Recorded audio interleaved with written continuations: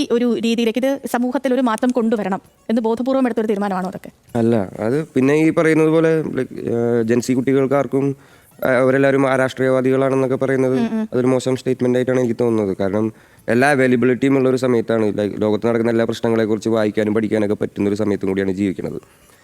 ആ ടെക്നോളജിയുടേതായിട്ടുള്ള എല്ലാ ഭവിഷ്യത്തുകളും ഉണ്ടെങ്കിൽ കൂടി പിള്ളേരൊക്കെ നല്ല അവയർഡാണ്, എല്ലാ കാര്യത്തിനെ കുറിച്ച് പിള്ളേർക്ക് അറിയാം. അങ്ങനെ ജൻസി പിള്ളേർ അത്ര മോശം പിള്ളേരൊന്നല്ല. ജാതി പരിസരമാണോ ബാല്യമാണോ എന്താണ് വേടനെ ഇങ്ങനെ വരികൾ എഴുതാനൊക്കെ എപ്പോഴും പ്രേരിപ്പിക്കുന്ന ഒരു ഈ ചിന്തകൾ വരാനുള്ള? ഞാൻ ബാബാ സാഹേബിനെ വായിക്കുന്നത് കൊണ്ടാണ്. ഇന്ത്യ ഒരു സെക്കുലർ കൺട്രി ആയിട്ട് നിലനിൽക്കണമെങ്കിൽ അതിൻ്റെ ഏറ്റവും രൂഢമൂലമായി നിൽക്കുന്ന ജാതിയെ ഇല്ലാതാക്കണം എന്നുള്ള അറിവാണ്. അതിനുവേണ്ടി പണിയെടുക്കുക എന്നുള്ളതാണ്. അതിനുവേണ്ടി പണിയെടുത്ത് എന്താ പറയുക, പെട്ടെന്നൊരു ദിവസം മാറ്റിക്കളയാം എന്നുള്ളതല്ല, അതിനൊരു കരിവായി മാറുക എന്നുള്ളത് മാത്രമാണ് നമ്മൾ ചെയ്യുന്ന പണി. വേടൻ മുന്നോട്ട് വയ്ക്കുന്ന രാഷ്ട്രീയം എന്താണ്? ഞാനൊരു സമത്വവാദിയാണ്. ഞാൻ എല്ലാവരും ഒന്നാണെന്ന് വിചാരിക്കുന്ന ആളാണ്. ഓക്കെ, ഈ ജാതി മത ചിന്തകൾക്ക്